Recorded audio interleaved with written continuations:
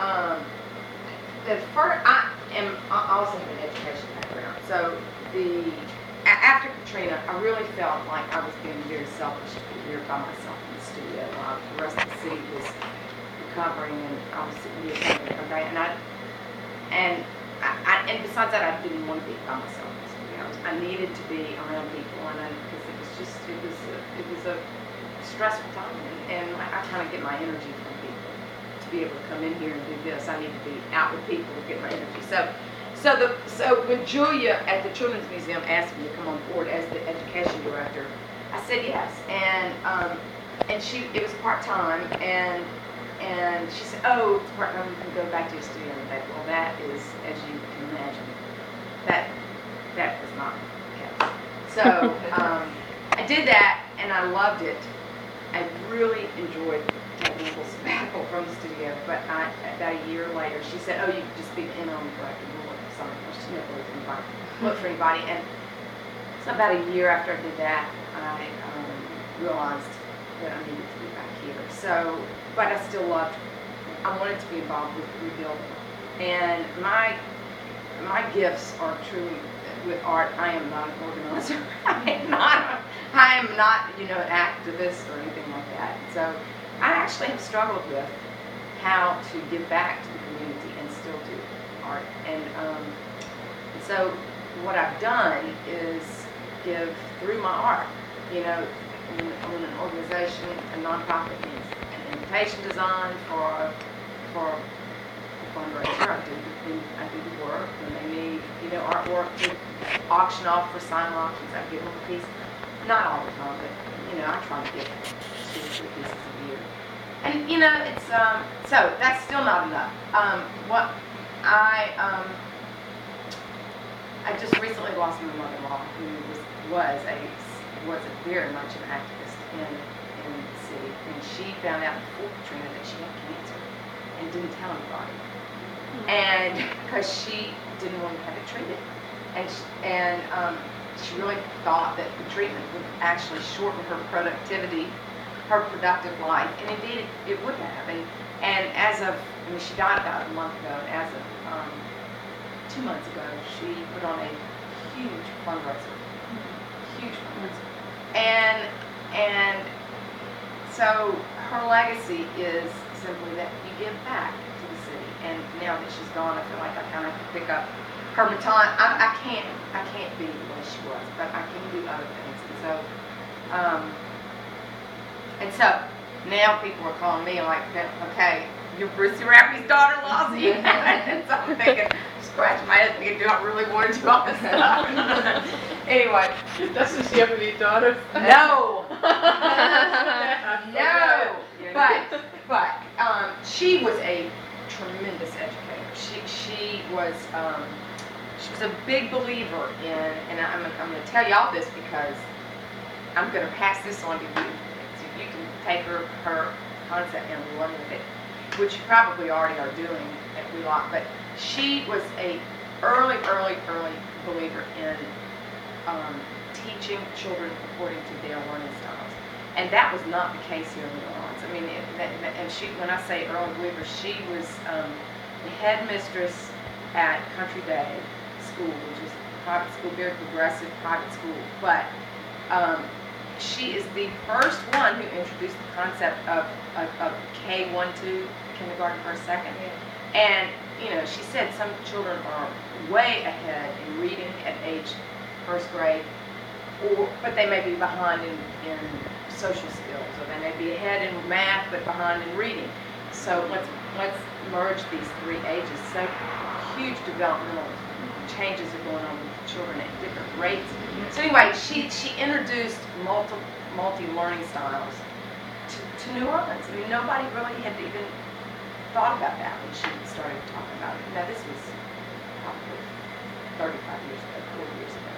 But she so believed in working with children that was her last big project. Was she started the Mahalia Jackson preschool down in Central City, which that is kind of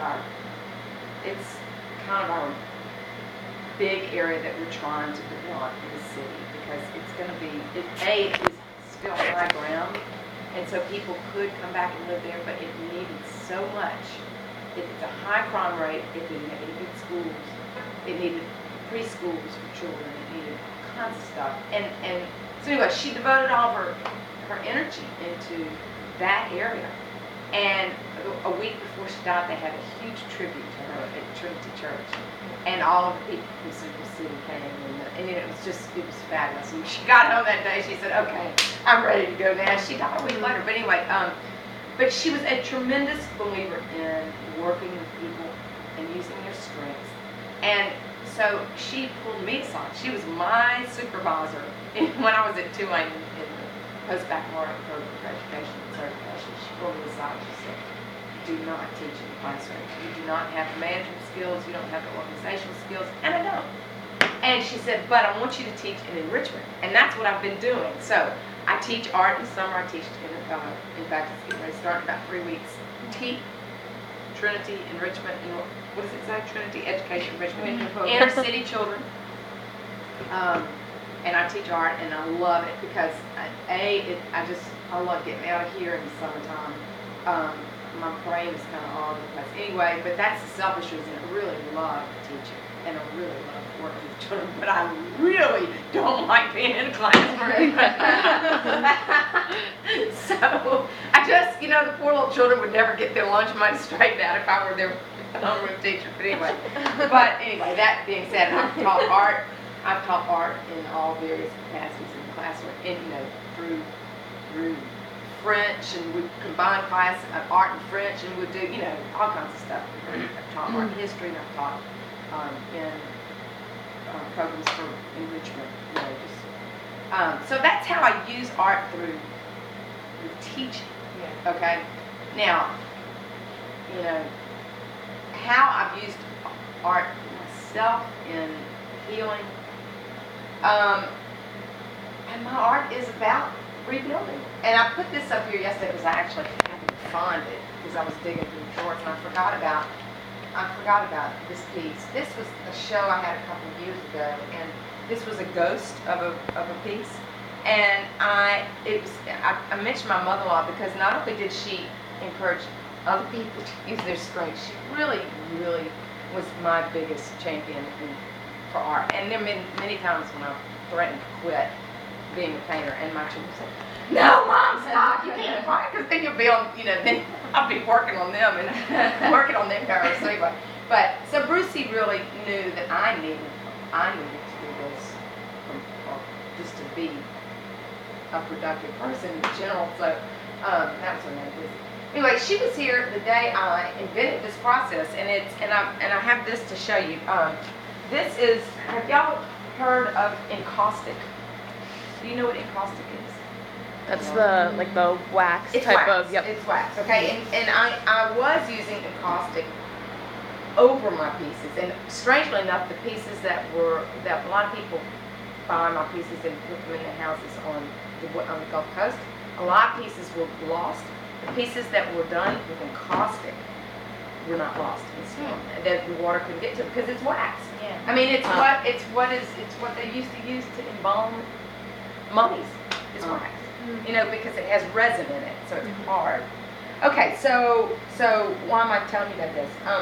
One day I was preparing for my show, and I just couldn't get anything to work out, and I needed more copper, and I was out of copper, and we couldn't get any copper. We don't have copper here. I mean, I couldn't get any time for the show, and I wanted to do engravings, and so I had this wax. It was sitting out for something else, and I had a piece of cardboard, and so I said, I wonder what would happen if I put wax on cardboard, and then incised in the cardboard. I mean, and because the wax I could actually draw lines in. Yeah. And so I did it, and the first I did it, Bruce, I could hear Brucey coming up the steps. I said, "Watch this, Brucey. This is what happens," and it didn't work. Because it was sticking, the paper was sticking to the wax, because the wax is still, it's still coming soft anyway. So I thought, what I really need is something like Pam, a release spray. And so I didn't have any pan, but I had something that they use in printmaking to keep a skin from forming on the ink. So I sprayed that on there, and I said, "Let's see, Brucey, cross your fingers." And so I put it on the press, and it worked. And so I pulled my whole show from that with that process. And I really think I have invented a process. I don't know if anybody else has done this. Number one, you can't use regular printmaking paper. You have to use a paper that is fairly hard. And most printmakers don't use that kind of paper. This is a paper that is, this is normal printmaking paper. And this actually worked, but it pulled some of the ink off. And anyway, the title of this painting is called Still Standing Ghost. And I had been thinking about the ghosts of the house, memories of the city, and kind of maudlin thoughts about the city, but what would happen if our city, if we became the next Atlantis. And so anyway, so I pulled this out the other day because I am, this is kind of a study of a series I'm getting ready to do. I am still playing with this ghost concept, but also a rebuilding of sorts. And I am an abstract painter. I do a lot of illustration, so I figure in my real work, I want to do, my real artwork, I shouldn't say real, but I want to be a little bit different than, I don't want to just go out and paint a scene and have it be done with. So anyway, shortly after Katrina, I'll tell you this story, and shortly after Katrina, when the city was in complete chaos, we had a mayor that was just, poor baby, he had as many holes in his head as that scarf was right there. And frankly, I don't blame him. If I had been the mayor of the city, when the city was going underwater, I don't know, I wouldn't have been able to do any better. But he should never have run for a second term, and that was a real downer for all of us when he did, because we all realized that nothing was going to happen after he ran for a second term. After he won, and he almost didn't win. He really almost lost it much, and it was a very depressing thing for us to see that the city really needed some good leadership, and so.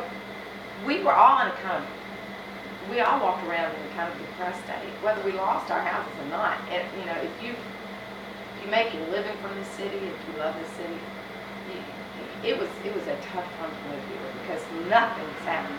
Nothing. Nobody could get, it was just nothing. It was just complete chaos. So one day I was walking down the street and I saw this beautiful little bird's nest on the ground, and I picked it up.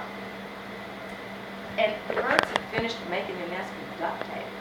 They had found a piece of duct tape and had shredded it and used it to weave their nest. And I thought, if the birds can build houses around the city, why can't we? So that's where. And I've always loved architecture. My art has always been about building, the process of building. And so it was. I couldn't believe it. So to this day, I still have that little bird's nest. And I marvel at, what birds can do, but humans can't, and I'm like, anyway. So I kind of used the rebuilding process to maybe even being one step ahead of the rebuilding process, in my artwork as a concept. Just like the birds were one step ahead of us.